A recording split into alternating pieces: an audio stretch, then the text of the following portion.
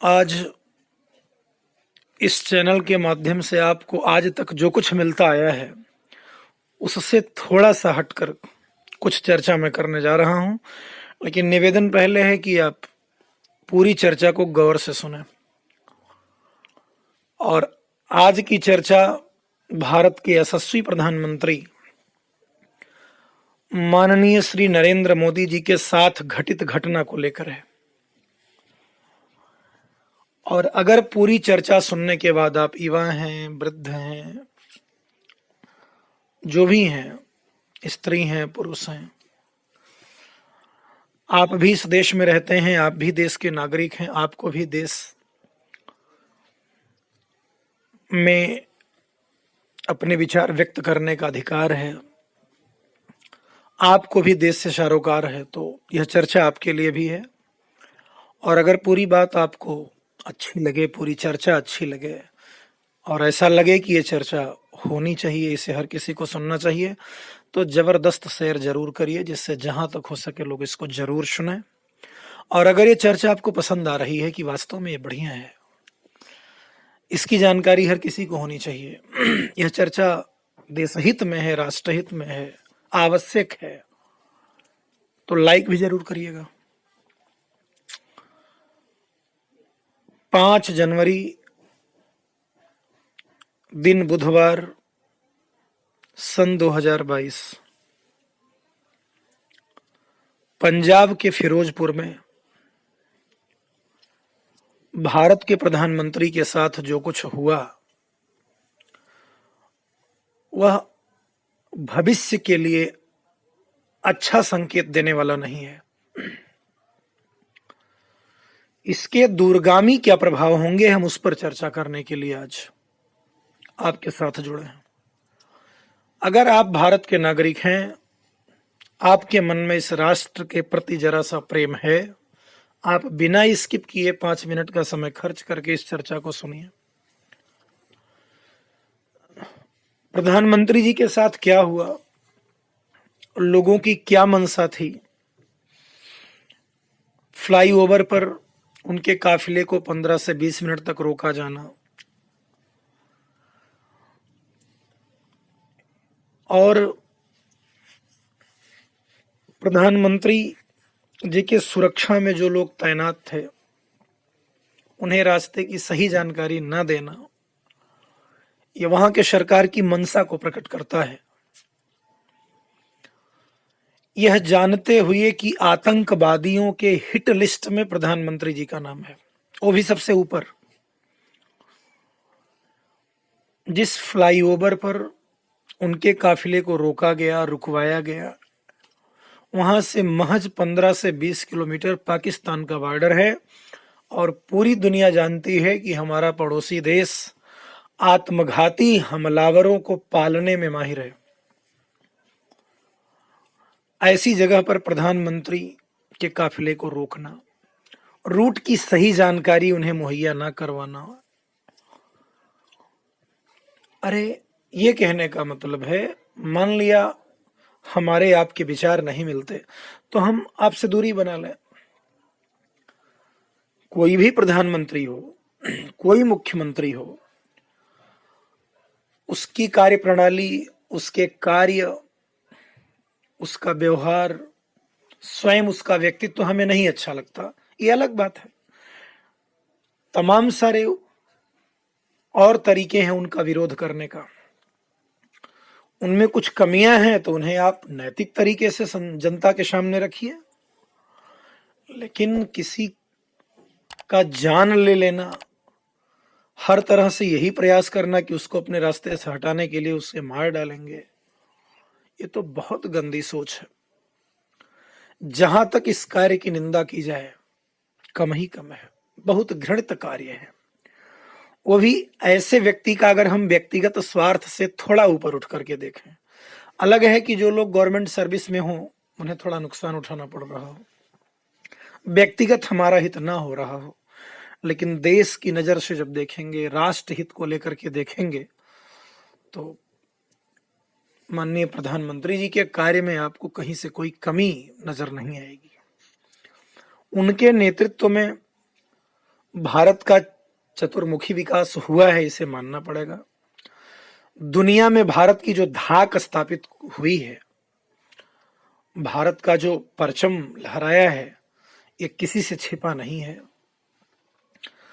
वो चाहे पार्टी के प्रचार में जा रहे हों या किसी अन्य कार्य से जा रहे हों, वे भारत गणराज्य के प्रधानमंत्री हैं। उनकी सुरक्षा में चूक, उनके साथ खिलवाड़ राष्ट्र की सुरक्षा में चूक और राष्ट्र के साथ खिलवाड़ माना जाता है। आप नहीं पसंद करते वो अलग बात है। प्रधानमंत्री के लिए जितने प्रोटोकॉल निर्धारित हैं, एक भी प्रोटोकॉल का पालन न किया जाना लोगों की मानसिकता को साफ स्पष्ट करता है। यह बड़ी गंदी मानसिकता है। लेकिन मैं ये जो चर्चा कर रहा हूं, ये मेरे मन में एक विचार आया और मन हुआ कि ये विचार आप तक पहुंचाया जाए। एक बड़ी गंदी परंपरा की नींव रख दी गई। 5 जनवरी 2022 दिन बुधवार पंजाब के फिरोजपुर में जो कुछ प्रधानमंत्री जी के काफिले के साथ हुआ, वह एक गंदी परंपरा का उद्घाटन था भारतीय राजनीति में। इसके दूरगामी प्रभाव बड़े बुरे होंगे। अब तो एक परंपरा बन जाएगा, किसी भी प्रदेश का मुख्यमंत्री जो मन में आएगा उस तरह से काम करेगा। मुख्यमंत्री अगर किसी और पार्टी का है, प्रधानमंत्री किसी और पार्टी का है, तो उसके साथ यही करेगा। कल को उसी पंजाब में अगर बीजेपी की गवर्नमेंट होती है, प्रधानमंत्री कांग्रेस का होता है, तो उनके साथ भी यही होगा। तो इन सारे मामलों में हमें दलगत राजनीति से ऊपर उठना चाहिए। वो भारत के प्रधानमंत्री हैं। राष्ट्र के मामले में, प्रधानमंत्री के सम्मान और सुरक्षा के मामले में भी हम एक नहीं है। यह कितने बड़े हानि की बात है। अरे हमारा आपका नहीं पड़ता, आप संसद में विरोध करिए, सड़क पर विरोध करिए, और तरीके हैं विरोध जताने के, उस तरह से जताइए। लेकिन इस तरह से एक दूसरे किसी का जान ले लें, हम इस पर उतारू हो जाएं, यहां तक गिर जाएं, मानवता मनुष्यता ही न दिखाई पड़े, इससे ज्यादा कोई घृणित कार्य और शोचनीय कार्य और क्या हो सकता है। चिंता का विषय है। एक परंपरा बन जाएगी। इसलिए इस घटना का संज्ञान कोर्ट को लेना चाहिए। इस तरह की मानसिकता रखने वालों को दंडित किया जाना चाहिए और इसके बाद आने वाले समय में यह गलती ना दोहराई जाए, इसके लिए कठोर से कठोर कानून बनाया जाना चाहिए। क्योंकि राष्ट्रहित, देश हित सर्वोपरि होना चाहिए। राष्ट्रहित के मामले में, देश हित के मामले में हम सबको एक होना चाहिए। वहां हम बटे बटे दिखाई देंगे। ऐसा नहीं है कि बहुत सारे पार्टियों के प्रमुख नेताओं ने भी इसकी कड़ी से कड़ी निंदा की है कि यह गलत हुआ। वो भारत के प्रधानमंत्री हैं, उनके साथ ऐसा नहीं होना चाहिए। इसके बाद भी हम नाम नहीं ले रहे, तमाम लोगों को देखे जो ये कहते दिखे कि प्रधानमंत्री डर के वहां से भाग आए। उन लोगों को भली भांति जानना चाहिए, ये 21वीं सदी का भारत है। प्रधानमंत्री की सुरक्षा व्यवस्था अभेद है, उसको भेद पाना इतना आसान नहीं है। बहरहाल भेदने का प्रयास किया गया, कुछ हद तक सफलता भी मिली। लेकिन प्रधानमंत्री की जो सुरक्षा है, मैं आपको बताता चलूं, वो 6 चक्र की है। और सबसे पहले चक्र में उनके इर्द गिर्द जो एसपीजी कमांडो के लोग रहते हैं, उनसे निपट पाना इतना आसान नहीं।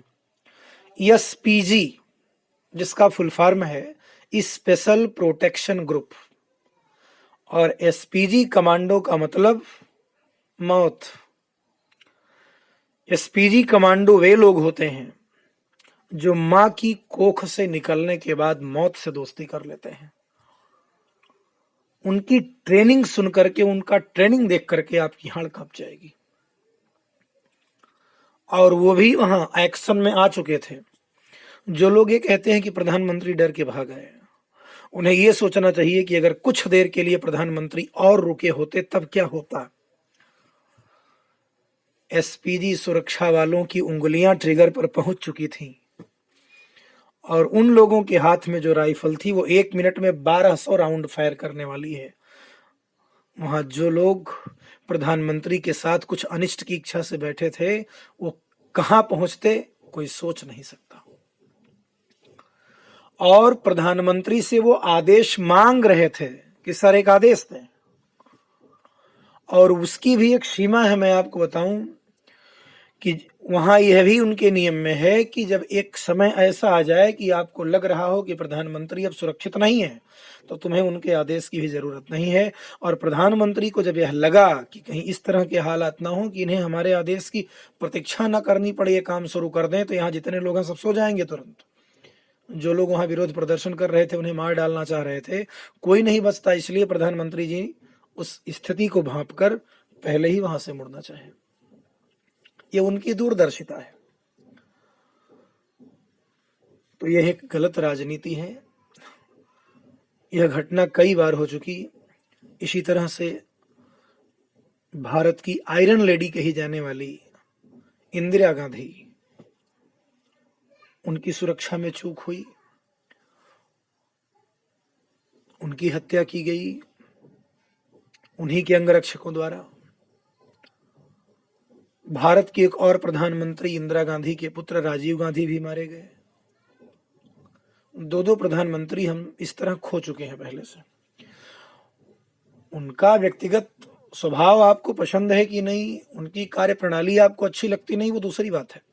लेकिन 2 बार ये घटना घट चुकी और तीसरी बार हम वही करने जा रहे थे। यह अलग बात है कि किन्हीं कारणों से सफलता नहीं मिली, वो साकुशल लौट आए। मैं ये भी बताऊंगा कि क्यों लौट के आए। बहरहाल आज व्यवस्था भी कुछ और है, आज सुरक्षा भी पहले से कहीं ज्यादा बेहतर है, कहीं ज्यादा अच्छी है। 6 चक्र की सुरक्षा है। लेकिन जो कुछ किया गया, यह मानसिकता बड़ी गंदी है, यह सोच बड़ा घातक है। इस सोच का समूल नाश किया जाना जरूरी है।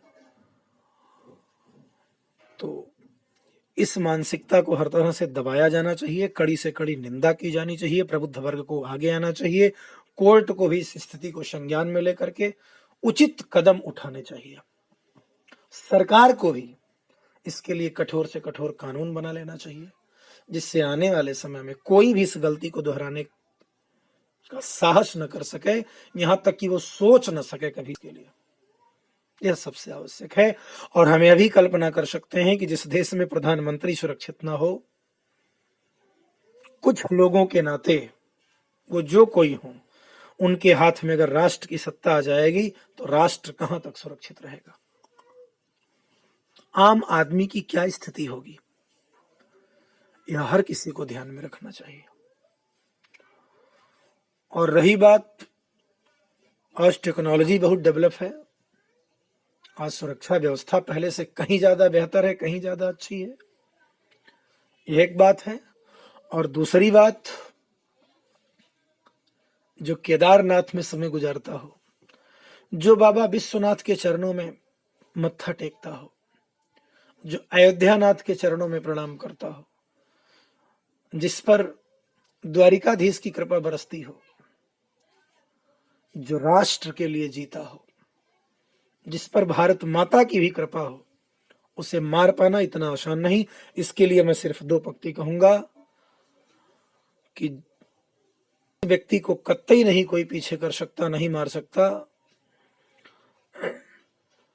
जिसकी रक्षा भगवान कर रहे हो, बाबा विश्वनाथ कर रहे हो, उसे कौन मार सकता है।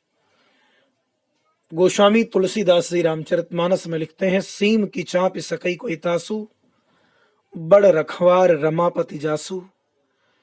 जिसकी रक्षा भगवान लक्ष्मीपति करते हो, उसकी सीमा का अतिक्रमण कौन कर सकता है। जिसके रक्षक भगवान, उसे कोई मार नहीं सकता। प्रभु विश्वनाथ का भक्त विश्व से हार नहीं सकता, या प्रभु जगन्नाथ का भक्त जगत से हार नहीं सकता। बाबा विश्वनाथ की कृपा जिस पर बरस रही हो, महाकाल की करुणा जिस पर हो, काल भी उसका कुछ नहीं कर सकता। और आज शायद वही हुआ, सुरक्षित वो लौट सके, लेकिन यह कार्य निंदनीय था। हम इसकी कड़ी निंदा करते हैं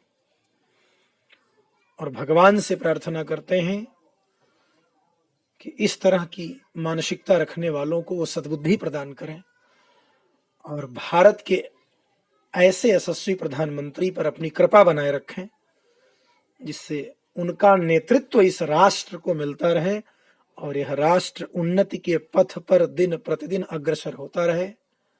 आज की चर्चा मैं यहीं तक कर रहा हूं और कोई निवेदन जो मैं अक्सर अपने वीडियो में करता हूं कुछ नहीं कर रहा हूं।